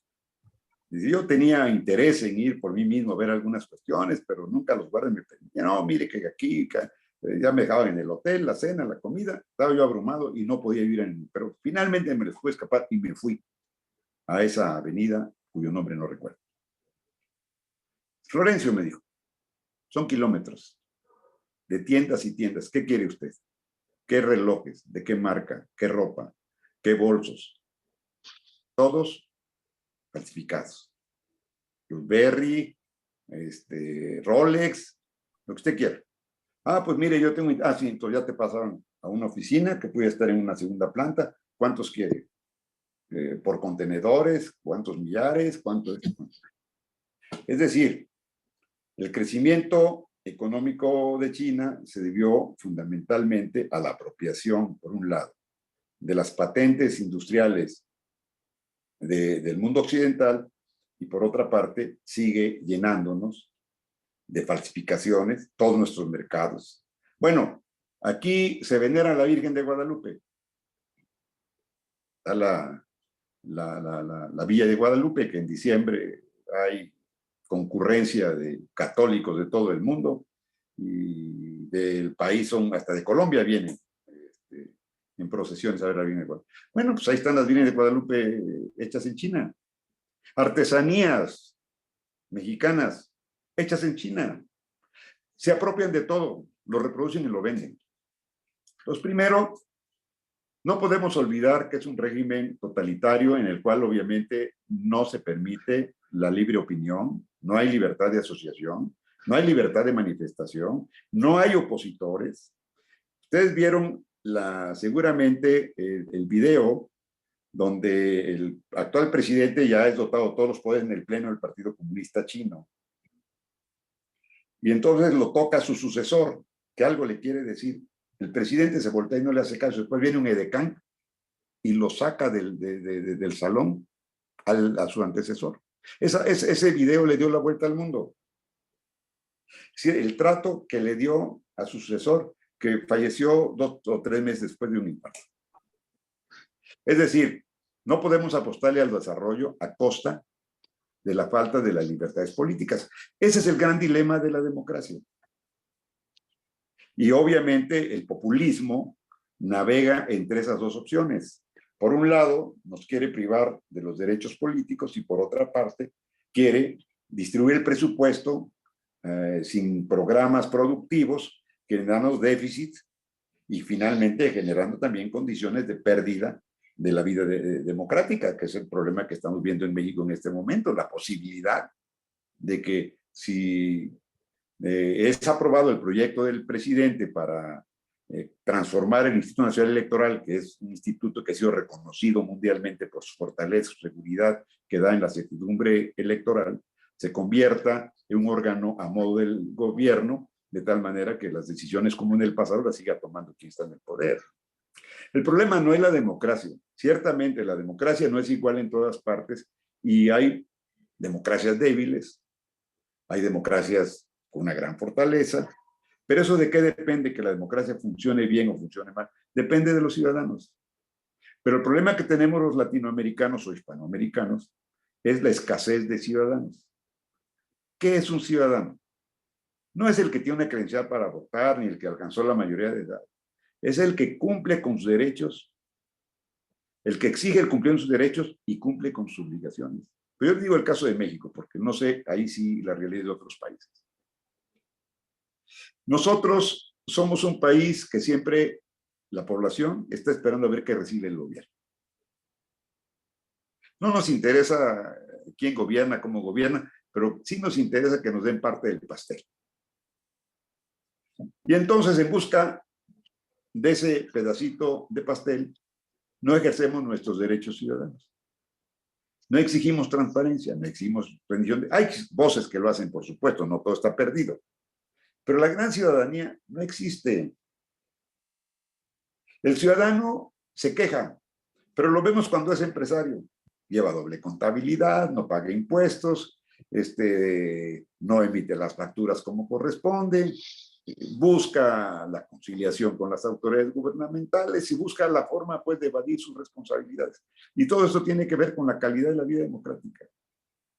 Entonces, pues el gobierno siempre tiene manera de someter al ciudadano porque el ciudadano, o bien, si está en las actividades productivas o empresariales, es lamentablemente no tan difícil encontrar que probablemente no esté al día con sus impuestos, o que lo esté evadiendo. o que no esté pagando los salarios que corresponden a sus trabajadores. Entonces, yo creo que lo que debemos de hacer es un par de cuestiones. Por un lado, fortalecer la vida democrática, creando ciudadanía, que es lo que nos hace falta. ¿Por qué? Porque toda la política queda en manos de las élites. La vida democrática es la reproducción de los mismos intereses. Aunque votemos y elijamos, al final de cuentas, bueno, esto está dicho por muchos politólogos, cada partido político tiene un grupo oligárquico que se sucede por otro grupo oligárquico y consecuentemente son los grupos que tienen y detentan las candidaturas inevitables para poder llegar al poder político por la vía electoral, y esto puede evitar la vida democrática. Pero el ciudadano, ¿dónde está? Claro, yo creo que hay que construir más ciudadanía. Y yo termino esta parte del comentario de esta pregunta tan interesante porque, bueno, ¿por qué en Europa hay un acceso de todo el mundo a la salud, a la educación? Tienen vacaciones. Porque las administraciones administran correctamente el presupuesto. Porque todo el mundo sabe lo que gana el primer ministro, el ministro fulano, sultano y perengano. Porque los ministros se manejan en su propio coche, igual que en Canadá, no tienen choferes siquiera. Y porque saben que si bien es cierto, pueden pagar de impuestos hasta el 60, 55, 65% del ingreso, saben perfectamente que cuando se enfermen, no hay salud privada. Van a ir al sector de salud pública y van a ser atendidos como en el mejor hospital del mundo. Y saben también que cuando se retiren, van a recibir puntualmente su pensión, que con esa pensión van a poder hacer viajes al extranjero. Van a poder ir a venir a México, a Estados Unidos, visitar otros países del mundo, porque su pensión les da para eso. Entonces, como tienen la certidumbre de la salud, de la educación y de una pensión suficiente, no tienen problema para que les descuenten y paguen los impuestos que deben de pagar. Pero aquí, ¿qué es lo que decimos los mexicanos? ¿Y por qué yo les digo, bueno, por qué no pagan sus impuestos? ¿Para que se los roben? Para que al rato los funcionarios salgan como los nuevos millonarios, como pasa en cada administración. En términos generales, eso es lo que piensa el mexicano. Se justifica, claro, no, yo no pago los impuestos, pero les van a robar el dinero. Y entonces en eso también son malos los servicios y no hay transparencia en la administración pública. Pero yo, con todo respeto, no pensemos que los sistemas autoritarios son mejores. No, eso no es cierto. Ahí está Cuba. Ahí está Venezuela. Gracias. Gracias, Florencio. Tiene la mano levantada Óscar Borrero. Adelante, Óscar. Pero antes de eso, Darío, había escrito su pregunta.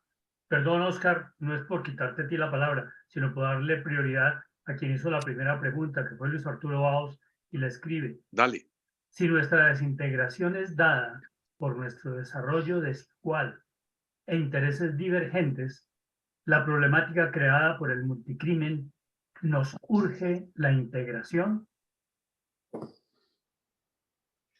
El problema es que la integración es francamente, desde mi punto de vista, utópica. Ya el tiempo no nos lo da y las circunstancias actuales de la globalización no lo permiten.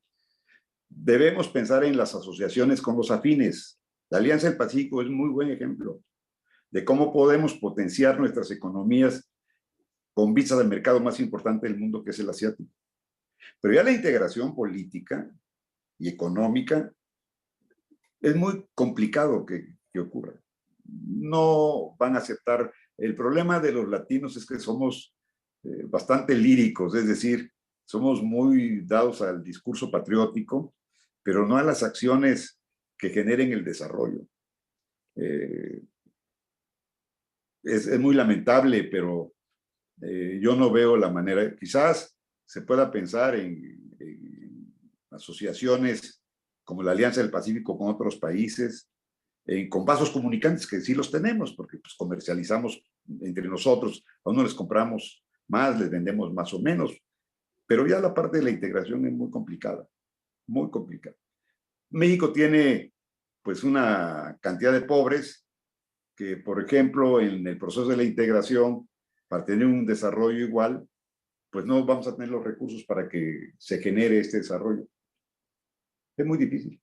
Yo sé que he dado charlas, conferencias en algunos foros, y bueno, aprendemos cuando damos una charla a universitarios, a empresas, siempre terminar con palabras de aliento, porque el que expone no debe dejar desaliento en sus posiciones.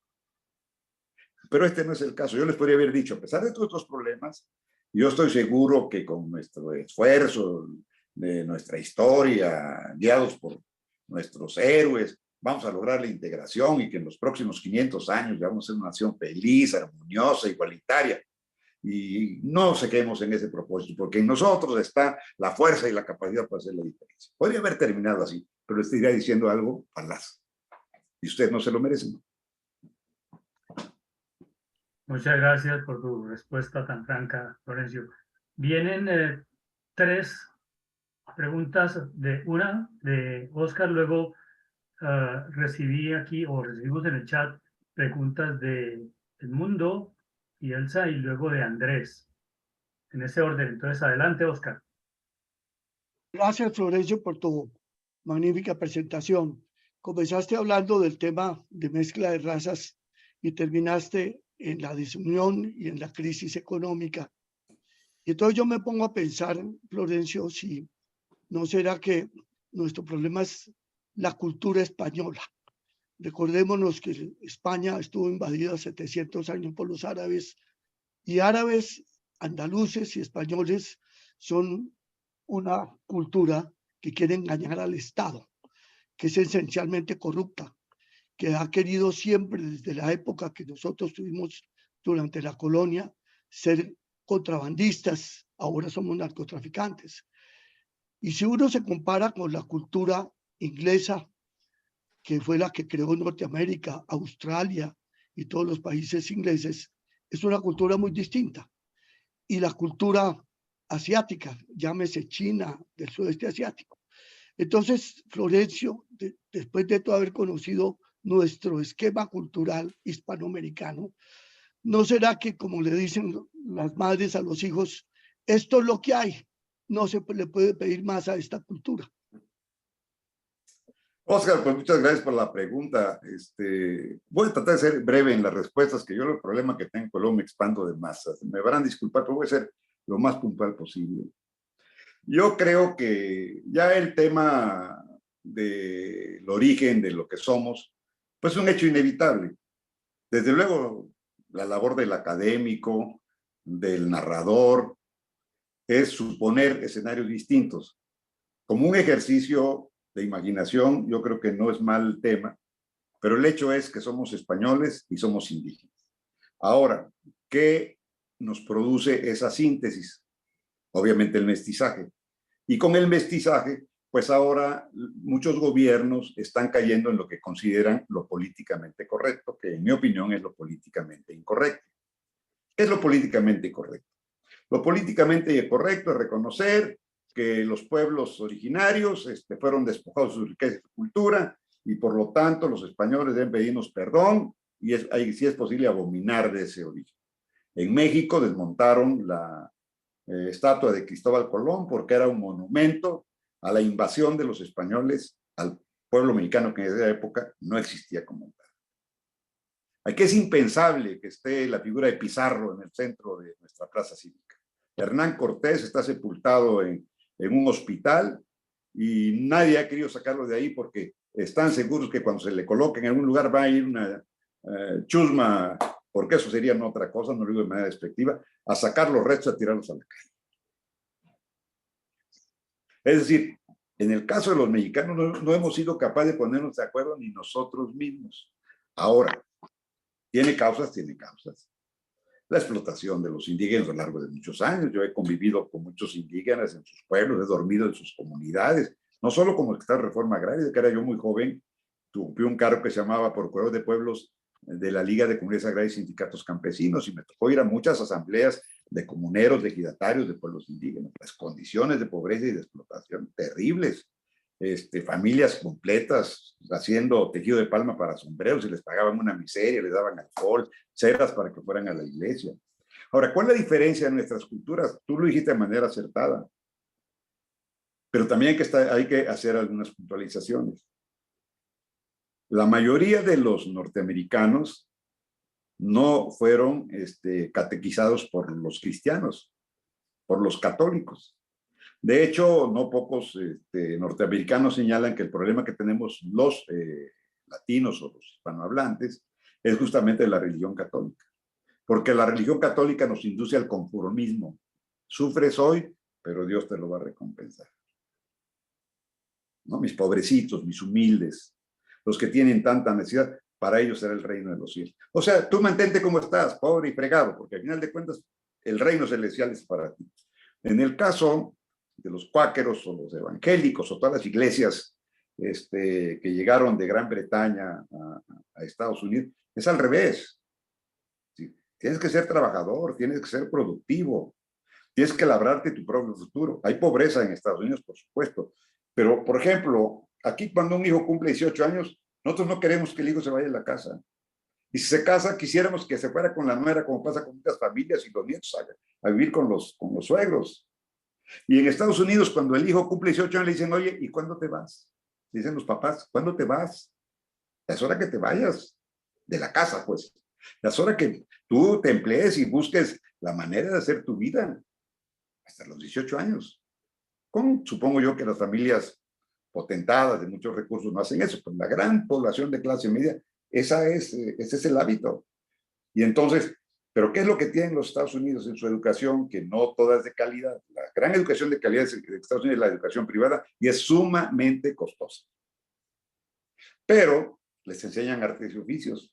O sea, a los 18 años un joven perfectamente puede ser un excelente plomero, carpintero, experto en cuestiones de computacionales, puede tocar de manera maravillosa cualquier instrumento. Es decir, ya tiene herramientas para sobrevivir, incluso para vivir bien si se desarrolla en ese arte o en esa habilidad. Y nosotros tenemos una educación de muy mala calidad. Yo era presidente municipal, recorría los pueblos de las comunidades y me encontraba que estaban con la bandera toda asta. Le digo, oigan, ¿por qué está la bandera toda asta si no es día cívico? No, me decían los de los pueblos, es que cuando los maestros no van a venir, poner la bandera alta para que sepamos que no habrá clases. ¿Y cuánto tiempo dura la bandera ahí? No, pues meses. Nada más vienen a las celebraciones cívicas, el Día de las Madres, el Día del Niño, pero todos pasan con 10 y yo platicaba con los chamacos de quinto, de sexto año y apenas sabían leer y escribir. Bueno, reuní a los inspectores en el municipio y les dije, oigan, está pasando esto, inspectores escolares. Los maestros no están yendo a dar clases. No, mire usted que lo que pasa, no tengo oportunidad de supervisión porque no tenemos vehículos, tenemos que aportar nuestro dinero. Bueno, quería una pequeña oficina, compramos un auto, le pusimos un computador, prográmense, les voy a pagar sus gastos y supervisen las zonas. Aplaudieron el mejor alcalde.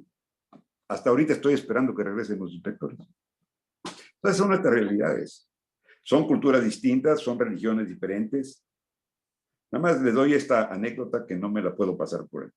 Leí la memoria de Gerald Ford, presidente de los Estados Unidos, que sucedió a Nixon. Bueno, él como joven era un competente jugador de fútbol americano, tanto que se lo querían llevar, no me acuerdo fútbol americano o baloncesto, pero lo querían llevar a las ligas profesionales. Pero él se fijó la idea de ser abogado. Finalmente se inscribió en una universidad, ninguna reconocida, pero no podía pagar las colegiaturas. Entonces empleó como intendente en la universidad, pero el dinero no le alcanzaba. Vendía él cada mes 3 litros de su sangre para compensar los ingresos que necesitaba para estudiar. Lo que quiero decir, en los Estados Unidos la cultura del esfuerzo personal, del esfuerzo individual, de la superación, es lo que motiva para que puedan las personas desarrollarse. Obviamente no todas, pero hay casos notables que parecen hasta heroicos como este de Gerald Ford, o como el de Bill Gates, ¿no? Pues que se iba a meter a los laboratorios de cómputo y se pasaba las horas cuando no había clases para dominar toda la tecnología que finalmente lo llevó a su gran empresa. No es el tema generalizado, pero yo creo que el problema principal que tenemos nosotros justamente es que somos un pueblo pluriétnico, hemos sido una sociedad injusta y tenemos una religión que nos induce al conformismo. Muchas gracias. Voy a leer la pregunta de Andrés y luego le doy la palabra a Edmundo. Andrés Borrero, si nos remontamos a la historia, desde las culturas prehispánicas y hasta la colonia, la separación, entre comillas, por regiones, fue hasta promovida por la corona española. Nueva España versus Nueva Granada versus Reinos del Sur. La pregunta, ¿vivimos de facto en la actualidad la herencia de dicha separación que imperó durante 400 años versus apenas 200 de independizados? Bueno, a mí me parece perfectamente normal que cualquier país que conquista a otro, y sobre todo en las condiciones de aquellos lejanísimos años, pues estableciera diferentes territorios para un mejor control político, económico y social. Es decir, centralizar el poder, pero tener una serie de mandos militares, representantes del tesoro español, sobre regiones que eran más o menos homogéneas. Después estas regiones se subdividieron y dieron vida actualmente a los estados en México. Nosotros realmente, por influencia del embajador Poinsett, que estuvo aquí cuando se creó la Federación Mexicana, nos inclinamos por ser una república federal y representativa, copiando realmente la estructura de los Estados Unidos. Fíjense bien, con todo respeto, estas palabras son imperativas, me las quiero quitar y luego no puedo. Eso de fíjense bien. Por favor, vean o escuchen esto. ¿Cuál es el nombre de los Estados Unidos? Estados Unidos de Norteamérica, ¿no? ¿Y cuál es el nombre oficial de México? Estados Unidos Mexicanos. Ese es nuestro nombre oficial. No es México, es Estados Unidos Mexicanos.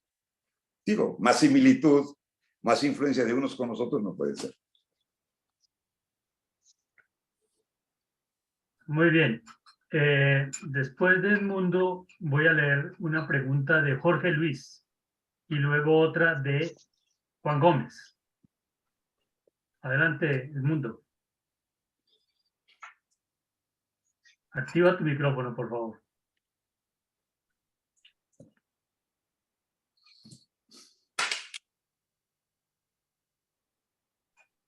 No te oímos todavía, Edmundo.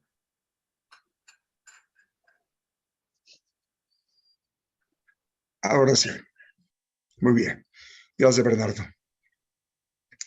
Te decía, Florencio, que con admiración y gratitud te voy a hacer una pregunta y después se me ocurrió otra. Voy a comenzar con la otra y es, usted como guerrero, ¿es de los bravos de Chilpancingo? Bueno, yo nací aquí en Chilpancingo, que es la capital del estado de Guerrero. El sur de México lo componemos 3 estados, Oaxaca, Guerrero y Chiapas, que son los estados más pobres de la República. El más pobre es Chiapas, el segundo más pobre es Oaxaca y el tercer más pobre es Guerrero. Compartimos que tenemos muchas etnias, muchos grupos indígenas en la región. Recuerden ustedes que en Chiapas se dio el levantamiento del Ejército Zapatista de Liberación Nacional, un ejército fundamentalmente de indígenas. Tenemos condiciones para un desarrollo importante, tenemos las mejores zonas mineras. Guerrero está asentado sobre una cantidad de yacimientos de oro que pudiera ser la segunda explotación de América Latina de este metal. Son mineras canadienses, los impuestos los pagan a la Federación.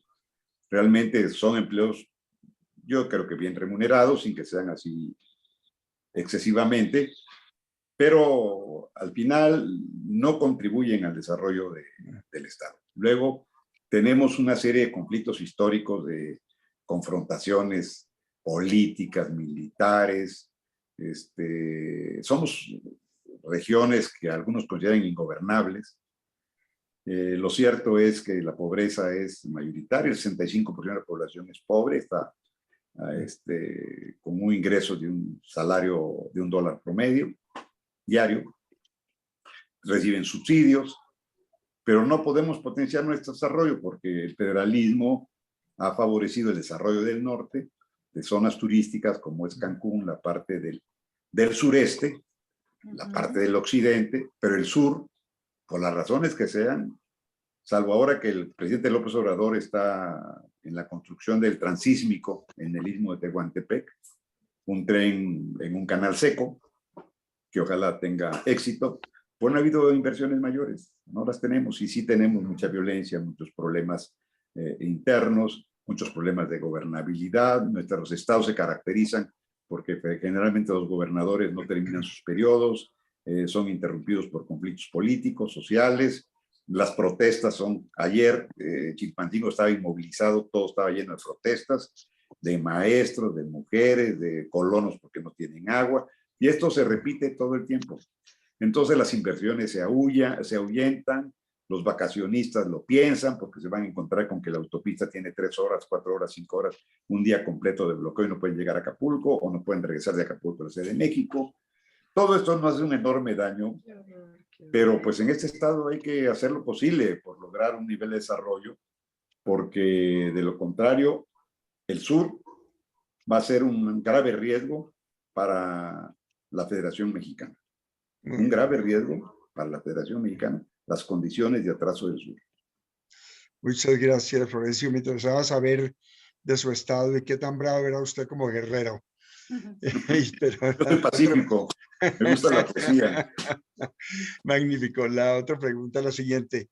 Esta corriente populista o izquierdista que estamos viviendo en Sudamérica, en su opinión, ¿está siendo resultado de una corriente cuasi mundial o es el efecto del estilo sociopolítico que hemos registrado en Sudamérica desde la conquista española?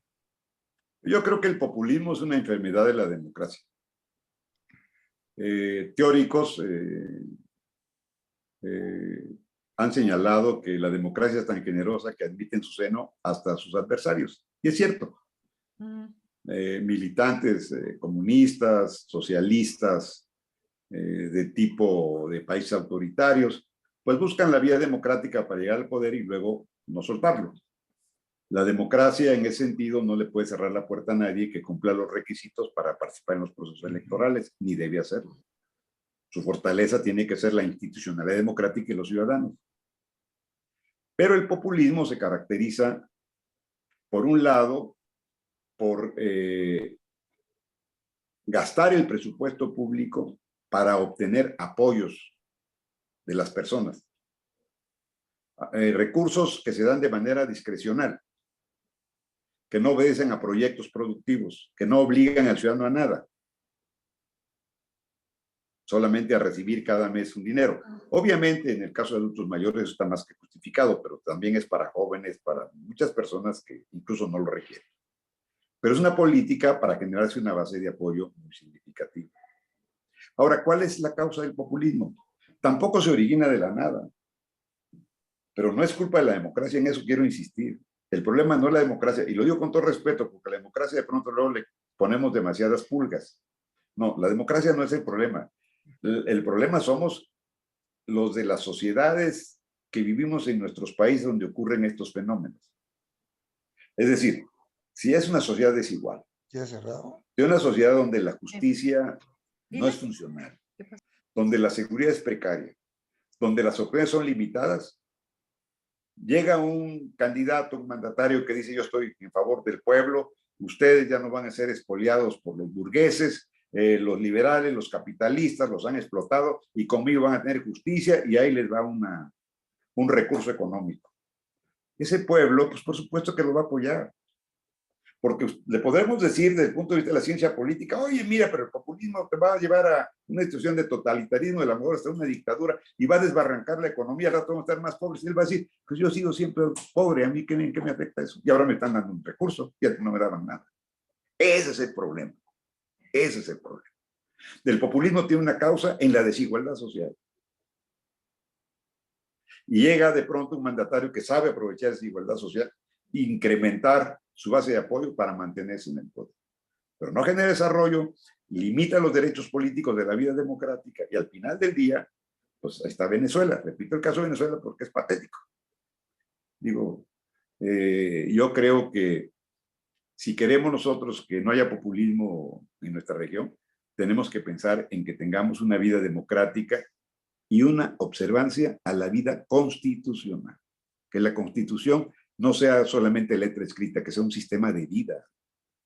Ustedes hablan con los norteamericanos o lo vemos en las noticias de televisión que de pronto quieren detener a un norteamericano. Oiga, espéreme, a mí me ampara la enmienda tal. Ay, el policía se detiene. O el juez ya no lo interroga. Oiga, yo recurro a la enmienda perengana. El ciudadano conoce su constitución. Son constituciones cortas, las aprenden en las escuelas, las dominan para defender sus derechos. ¿Qué hacemos nosotros? Les digo el caso de México. Nuestra constitución es un ladrillo de este tamaño. Y cada vez que queremos resolver un problema, lo metemos a la constitución. Tenemos el derecho constitucional a la salud, a la educación, al trabajo, a los derechos humanos. Sí, ¿y eso ya resuelve los problemas? No. Pero en todos los gobiernos dicen, no, ya lo declaré un derecho constitucional. Ah, ¿y quién hace que se cumpla ese? Nadie. Pero ya es un derecho constitucional.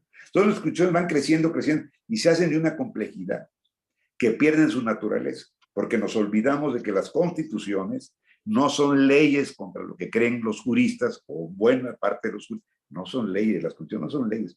Las constituciones son pactos políticos. Como decía Arnaldo Córdoba, ¿cómo se llama nuestra constitución?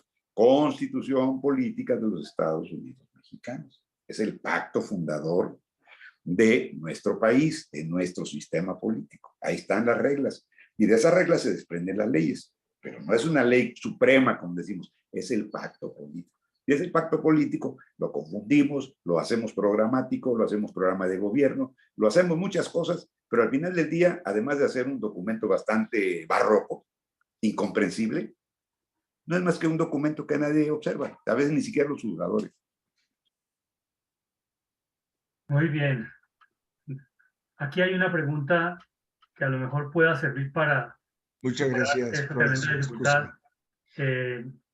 de Jorge Luis desde el Perú, desde Lima. Y una alianza cultural, una unión de universidades.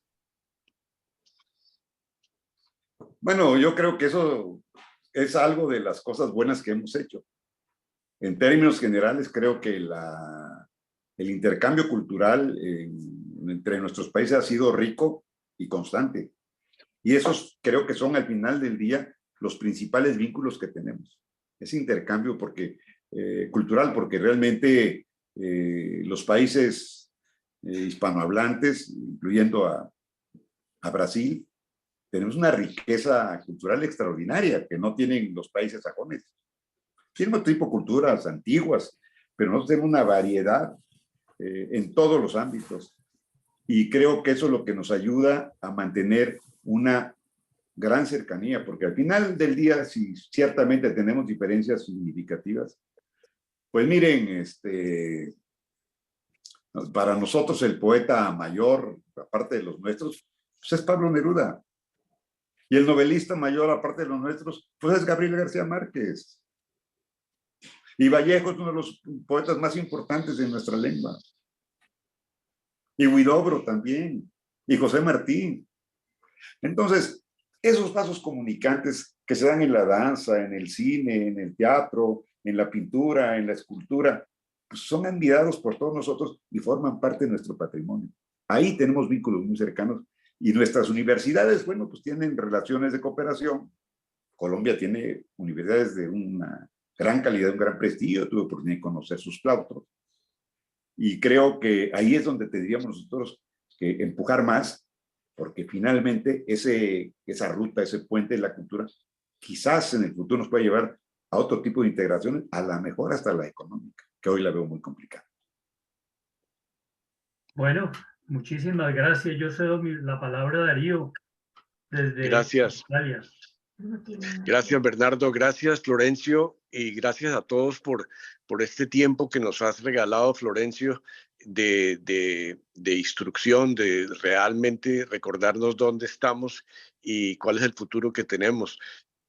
Yo quisiera, antes de terminar, invitar a todo el grupo a la próxima sesión del jueves de la semana entrante, donde se presentará nuestro compañero ex jesuita, hoy director del Departamento Nacional de Planeación, Jorge Iván González, que nos va a dar en exclusiva para nosotros y para nuestros amigos, y Florencio, estás invitado. Nos va a presentar el plan de desarrollo del gobierno que acaba de ser presentado al Congreso, y tenemos la fortuna de tener uno de los nuestros en el gobierno, y entonces él quiere compartir con el grupo. De manera que muy invitados todos la semana entrante. De nuevo, nuestro agradecimiento a Florencio, a Oscar por la gran conexión, a toda la familia Borrero que nos acompañó hoy. Y bueno, nos encontramos la semana entrante a esta misma hora por estos mismos canales. Un abrazo para todos. Una pregunta de Juan, pero de verdad sí. que no, ¿la dejamos o la formulo? Dale, tenemos unos minutos. Bueno, ¿cómo ves el impacto de la inteligencia artificial en el diferencial en eficiencia entre América Latina o Latinoamérica y los países avanzados? Pues miren, ese es como todo para un tema para una charla, ¿eh? Es todo el tema para una charla. Yo le he dado seguimiento al tema de la llamada cuarta revolución industrial, que lamentablemente no está siendo atendida ni por los gobiernos ni por la mayoría de los analistas, y ya no digo de los ciudadanos. Pero está en marcha este proceso que tiene que ver justamente con la robótica y la inteligencia artificial.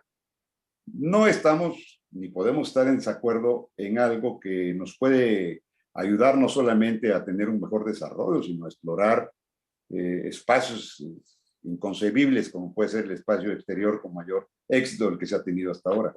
Sin embargo, también hay una serie de experimentos como la transhumanización, que está transformando las características del ser humano. Hay una serie de personas ya que por su propia voluntad se han deformado, que pues parece que estamos viendo personajes de las guerras de las galaxias, irreconocibles como especie humana. Las ideas de la sexualidad múltiple que está provocando también una serie de confusiones en nuestras condiciones de especie, y que hay gobiernos que han llegado al grado de decir, bueno, pues pueden ir los niños vestidos de faldas a las escuelas, los niños. Yo soy respetuoso de la pluralidad sexual, de la pluralidad de las creencias religiosas, de la pluralidad política. Sin embargo, hay valores esenciales que, si no se conservan, pueden descarrilarnos como especie, y es uno de los riesgos de la inteligencia artificial y de la robótica. Pongo un ejemplo y con eso voy a terminar. Una de las cuestiones acertadas de esta revolución industrial es que, por ejemplo, se puede prever que el ser humano puede llegar a tener una vida que se prolongue hasta los 150 años. ¿Cuál es uno de los mayores riesgos de los adultos mayores? Bueno, una caída y una rotura de cadera puede ser fatal. Hay osteoporosis, los huesos son débiles, pero entonces ya hay una serie de posibilidades para que la cadera o huesos de las piernas, de los músculos, de los brazos, puedan ser sustituidos por piezas artificiales de mayor durabilidad. ¿Podemos estar en contra de eso? Por supuesto que no. Entonces hagámonos una pregunta: ¿y cuánto va a costar una operación así? ¿Un campesino, un obrero, un maestro de escuela, un modesto comerciante va a poderse pagar una operación para ponerse un brazo de titanio? ¿Va a poder semirrobotizar su cuerpo, como esa película de Robocop? No, lo que va a provocar es una mayor concentración de la riqueza, porque el conocimiento va a ser aprovechado por los grandes consorcios y los grandes capitales. Y la gran masa no va a tener acceso a esa evolución científica. Sí va a tener acceso al conocimiento científico, a este desarrollo extraordinario de las famosas tecnologías de la información, como ya estamos inmersos en todas las plataformas disponibles, que nos comunican como estamos en este momento, que era impensable eso algunos años. Pero hay muchos riesgos. Y yo creo que, por ejemplo, en Estados Unidos hay una fundación, no recuerdo exactamente su nombre en este momento, que fue financiada por el gobierno de Barack Obama con $6,000 millones. ¿Qué es lo que está haciendo esta fundación? Está tratando de aliviar todos los problemas mentales del ser humano, por ejemplo, el Alzheimer, el Parkinson, etc. ¿Qué es lo que están haciendo? Bueno, están experimentando con conectores en el cerebro. Y esos conectores están siendo motorizados en equipos de alta sofisticación tecnológica. Pero ¿cuál es el riesgo que han establecido algunos científicos españoles, italianos, europeos y algunos norteamericanos? Que se puede convertir en realidad lo que escribió Orwell en su novela 1984, que se dé paso al Big Brother, al gran hermano, y que a través de la inserción de aparatos en nuestro cerebro para aliviarnos de problemas mentales o de enfermedades cerebrales, controlen nuestra conducta, conozcan nuestros pensamientos y perdamos nuestra autonomía individual. Entonces, como vemos, todos los avances son como la luna, tienen su cara luminosa y su cara oculta. Y nuestra obligación es buscar lo bueno de ambas caras y evitar riesgos que pueden ser catastróficos para la humanidad, porque la evolución tecnológica tiene tal celeridad que un abrir y cerrar de ojos, las cosas han cambiado. Y les quiero agradecer mucho su paciencia. Gracias. Muchas gracias, Florencio, de nuevo. Muchísimas gracias por tu ayuda. Un aplauso a todos para esta gran presentación que nos has dado. Y de nuevo, muchísimas gracias a todos y los invito la semana entrante a la presentación de Jorge Iván. Un abrazo y gracias para todos. Feliz tarde. Gracias, Darío. Gracias Feliz a todos. tarde. Chao. Feliz Mil gracias. Gracias a todos. Gracias, qué rico verlos también a todos. Besos y abrazos. Qué pena, Manuel. Andrés. Muchísimas Qué pena, Manuel, gracias. Quedó tu rico pregunta, verte. pero se acabó el Igualmente, tiempo. me da mucha Qué rico. alegría verlos. Y qué rico conocer a tu Gracias. señora. Un abrazo. Saludos en la casa también. Gracias. Hasta Bienvenidos luego. por aquí y siempre a la orden. Gracias. Ok, manito. Chao, chao. Qué grato. Hasta luego, Miriam. Chao, Bernardo. Chao, gracias por todo.